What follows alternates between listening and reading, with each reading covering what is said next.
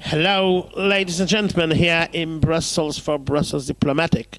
We're here at the Residence Palace here on January the 16th, 2013, and we have the privilege to have with you no very important person in Brussels politics, with ASSITA KANKO, elected in October 2012 as city councillor in Ixelles, it's a part of Brussels, and also a very engaged member of the Liberal Party.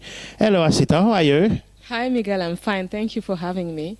Thank you. It's a pleasure for us. First question, ASSITA.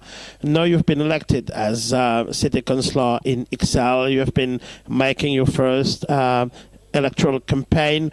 What's your feeling? What's the feeling of your first experience? It felt great. It felt great because I'm really standing for liberal values, and for me it was very interesting to defend something, especially because I do believe in what I'm defending.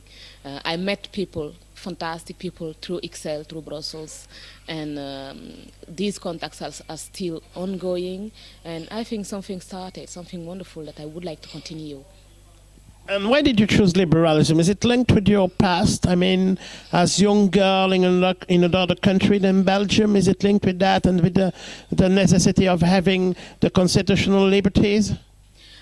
It's really linked to that, to who I am, to what I've been standing for since as I was a younger girl in Africa.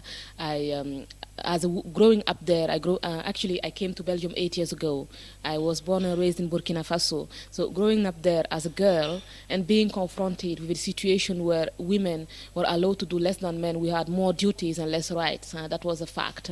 The theory is very different from the reality, and I was confronted with that. And as a citizen, I noticed we had to fight also for freedom of speech, for human rights, for all kinds of things. When I arrived in Belgium, the first thing I did, because I'm politically really engaged, I need to be linked to a movement, is to go out and look for a political party. And I found the MR, the French liberals.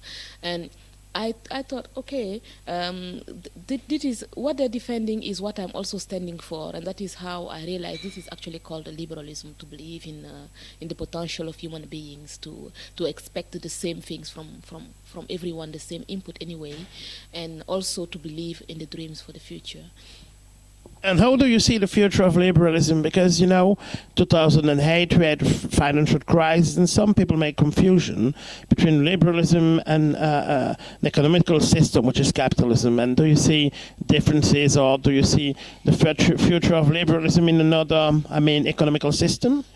I think it's not. It's a wrong idea to make a confusion between liberalism and economics. It's the liberalism that I'm standing for, and the way that I see it is more about the human beings. As a human being, that you are seen as an individual who have the same rights as all other human beings on earth. That we are seen as people who have not only one identity, but a plural identity, like Amartya Sen very brilliantly described it in Identity and Violence, for example, so that we cannot lock someone in the state of gender or in the color of his or her skin or a social position, but more really seeing you with the same eyes as I would see someone else. It is the basic of liberalism, not to be confused with economics. And in Brussels, it's very important. And not only in Brussels. Brussels is the heart of Europe. It's a very multicultural environment where integration has been an issue and still is, and I'm standing for a successful integration of everyone. That is also basically one of the reasons why I think that the future of liberalism is linked to our future as human beings. Look, with the new ways of moving around in the world, with the globalization, with time and space compression, we are more and more linked with each other, and we need to have a better and better perception of others, and liberalism surely has a future on earth. And when we see the future of the other as our own future, when we have the generosity to accept the other and to want to defend the same things for him as for ourselves, then we are open. And I think in Brussels we are the first one, the liberals, we are the first to realize that there is an issue with integration of women, for example, and being open for that.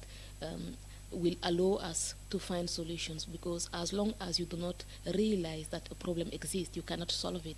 Nobody can solve problems that don't exist. We are not lying to ourselves, and we are not lying to people neither. We realize, we know what exists, and we then accept the reality, and then we want to make the change to happen. I know you always found your inspiration as a young politically engaged woman into the life of Margaret Thatcher, who's become a very important prime minister in the 70s till 90s in the United Kingdom. What is for you inspirational in the life of Margaret Thatcher?